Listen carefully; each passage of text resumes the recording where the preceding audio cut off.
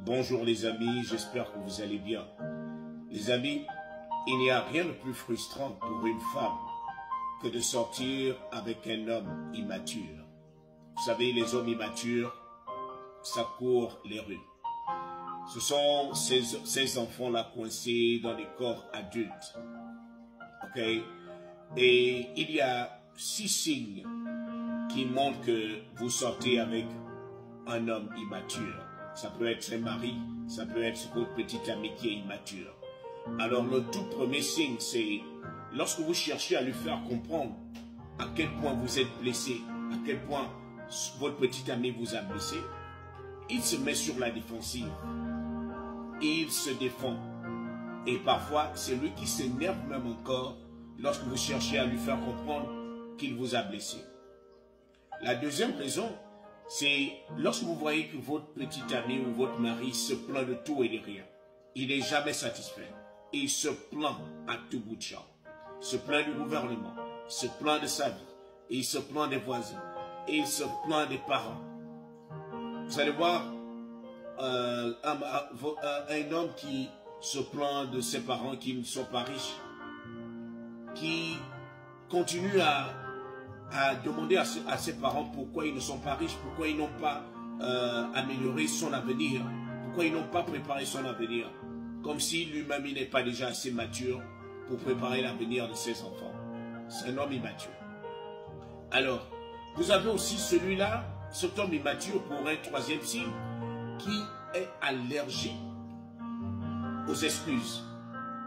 Je vous assure, un homme digne de ce nom, lorsqu'il a tort, il peut décider de demander des excuses pour apaiser la douleur de la personne avec qui il vit. Cela ne vous rend pas faible. Non. Cela ne fait pas de vous une mauviette. Cela ne fait pas de vous, et vous ne perdez même pas la face. Un homme responsable peut bien demander des excuses lorsqu'il a tort. Par contre, celui qui est allergique aux excuses, il fera même en sorte que ce soit vous qui demandiez les excuses d'avoir eu raison quand il avait tort. C'est ça un homme immature. Il cherchera toujours à se justifier. Alors, la quatrième raison peut aussi être que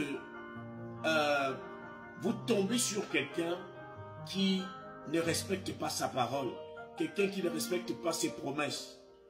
Il vous promet de faire certaines choses, mais il ne réalise pas. Et cela ne le dérange même pas.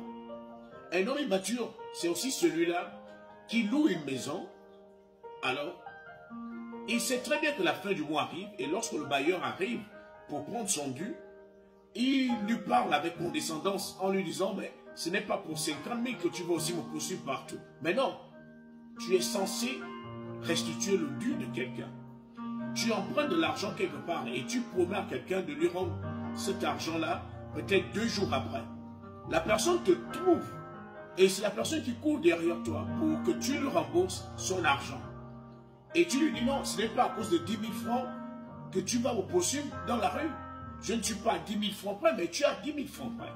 Parce que si tu n'arrives pas à rembourser cela, c'est que tu montres que tu es immature. On ne peut pas te faire confiance. Un homme immature, c'est aussi celui-là qui ne vous traite pas bien. Qui ne vous traite pas bien. Et j'entends par là que c'est celui-là, lorsqu'il, par exemple, il vous appelle et que vous êtes occupé, vous ne décrochez pas au bon moment. Le gars, quand il raccroche, il vous bloque partout. Il vous bloque sur les réseaux sociaux. Il fait en sorte qu'il ne soit pas joignable. C'est de l'immaturité. Parce que lorsque vous avez un problème, lorsque tu remarques quelque chose, tu fais asseoir ton partenaire ou ta partenaire pour que vous parliez. Maintenant, si vous ne vous entendez pas après, c'est une chose.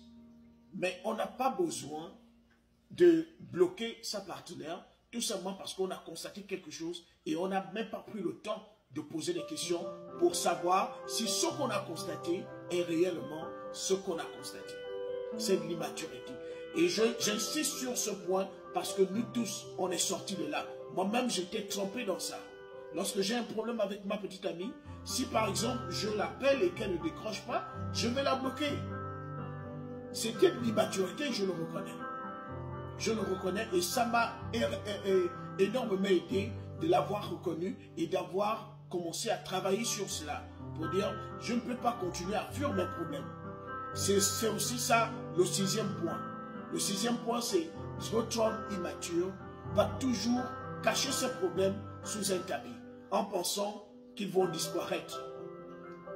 Il va toujours aller boire en pensant oublier ses problèmes. Tu vas les oublier pour un instant, mais les problèmes seront toujours là.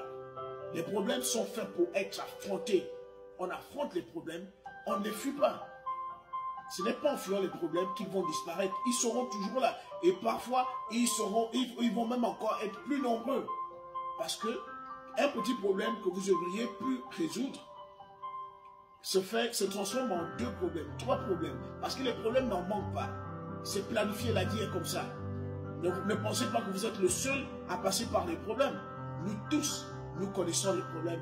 Maintenant, c'est la réaction qu'on affiche, c'est le comportement qu'on affiche lorsqu'on est en problème. Et c'est là où on voit si on a affaire à un homme mature ou immature. Les amis, dans la prochaine vidéo, on parlera des femmes immatures. N'oubliez pas de vous abonner, de partager et de toujours aller donner de la force à la plateforme sur Facebook dans Tel Animateur. C'est le général.